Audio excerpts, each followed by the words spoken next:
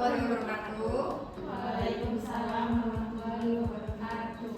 Oke, selamat sore semua. Perkenalkan, aku Francisca Adisti dari angkatan 2021 bersama teman-teman aku. Aku Milani Dewi Putri dari angkatan 2021 PSPB. Dan aku Dea Bontok dari angkatan 2021 juga. Oke, jadi pada sore hari ini kita mau ngasih penjelasan dikit nih teman-teman tentang penyakit yang berhubungan sama ginjal. Jadi untuk kita sendiri, untuk topik bahasannya itu spesifik di penyakit ginjal kronis atau yang orang sering sebutnya itu gagal ginjal. Nah, jadi ada beberapa bahasan yang kita bakal bahas pada sore hari ini nih. Pertama, mungkin nggak kelihatan ya untuk posternya. Jadi apa itu penyakit ginjal kronis? Dan untuk penyakit ginjal kronis itu sendiri merupakan penyakit yang ada di ginjal atau yang ditandai oleh penurunan fungsi ginjal. Nah, kapan itu bisa disebut penyakit ginjal kronis? Kalau itu udah lebih dari 3 bulan gejalanya itu, baru itu bisa disebut penyakit ginjal kronis. Kalau masih belum 3 bulan itu disebutnya penyakit ginjal akut atau cedera ginjal akut gitu. Nah, gimana sih cara kita bisa tahu kalau kita tuh ada tanda-tanda penyakit ginjal kronis itu? Biasanya tuh ada beberapa kekasannya, dari urinnya kita bisa lihat atau dari gejala-gejala yang muncul di tubuh kita. Nah, sebelum kita bahas ke penyakit yang lebih lanjut, kita bakal bahas fungsi ginjal secara umum dulu nih. Jadi kenapa ginjal itu penting banget buat kita? Karena ginjal itu punya beberapa fungsi vital di tubuh kita, sama kayak jantung, sama kayak paru. Ginjal itu juga banyak fungsi pentingnya di tubuh kita, mulai dari untuk ekskresi atau untuk ngeluarin sisa-sisa produk dari tubuh kita. Jadi misalnya semua yang kita masukin ke tubuh kayak air, terus semua zat-zat di dalam tubuh ini bakal dikeluarin lewat ginjal gitu. Selain lewat feses atau lewat BAB, lewat ginjal, lewat BAK.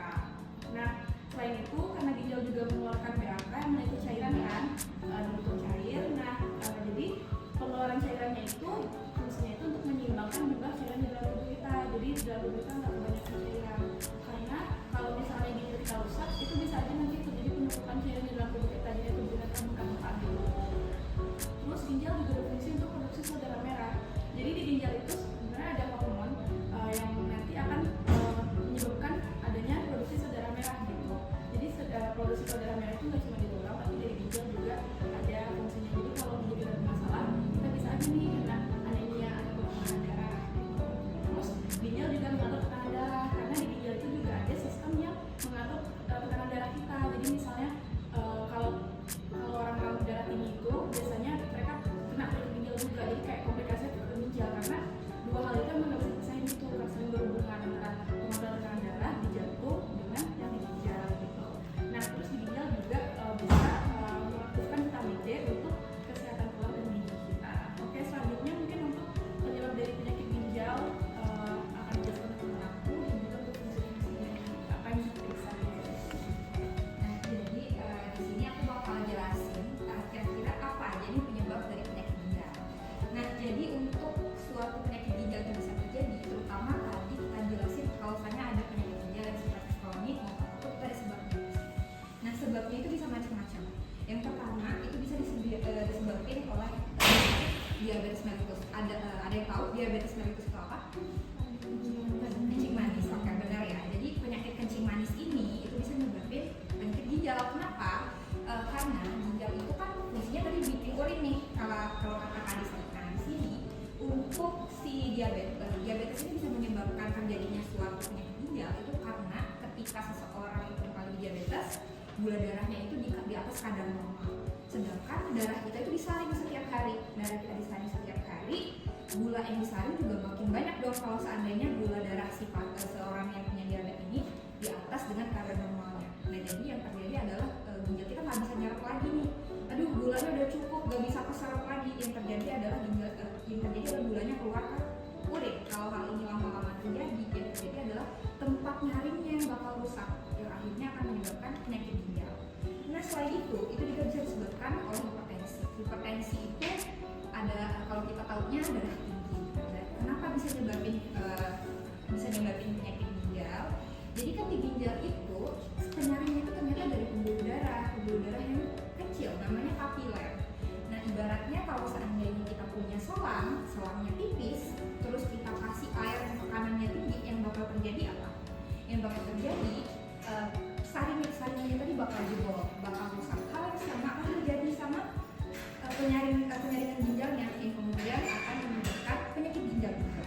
Nah selain itu juga bisa karena konsumsi obat-obatan anti nyeri. Karena di sini pada cewek-cewek ya, pasti kalau lagi haid, kalau nyeri biasanya minum asam nefrenama, biasanya minum paracetamol dan macam-macam obat peredam nyeri lainnya. Dan konsumsi hal tersebut dalam jangka panjang ternyata bisa menyebabkan penyakit ginjal juga, karena ujung-ujungnya obat-obatan ini bakal dikeluarin lewat urin. Selanjutnya adalah konsumsi narkoba dan zat-zat psikoaktif, karena tadi sama itu merupakan obat-obatan yang nantinya akan dikeluarkan lewat ginjal.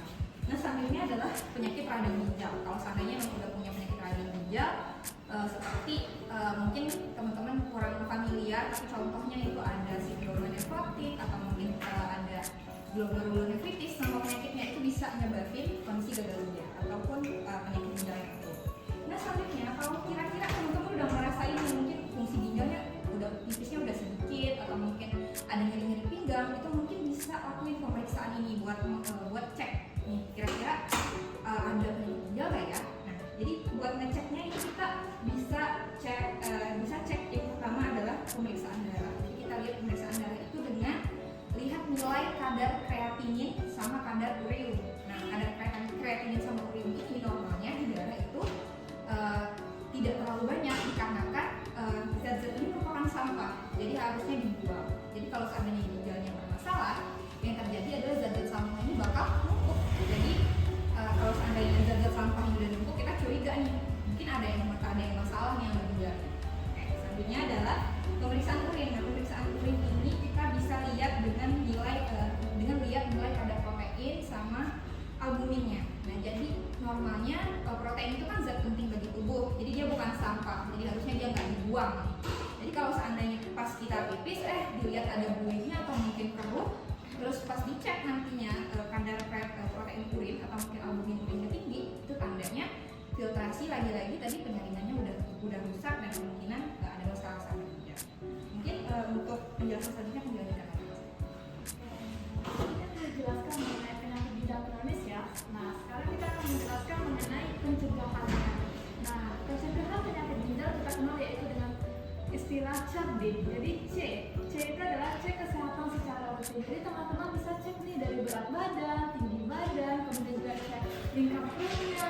Nah, terus juga cek kolesterol dan juga tekanan darahnya ya teman-teman secara rutin. Selanjutnya adalah hindarkan asap rokok. Nah, di rokok itu banyak zat toksik. Nah, itu bisa menyebabkan tadi yang namanya penyakit ginjal. Mungkin teman-teman yang merokok bisa dikurangi gitu kan, atau teman-teman juga yang tidak merokok mungkin bisa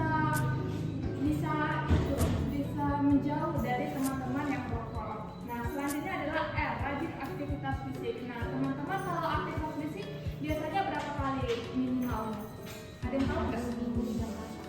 Nah, seminggu 3 sampai 4 kali. Dan dalam satu aktivitas itu minimal 30 menit ya teman-teman.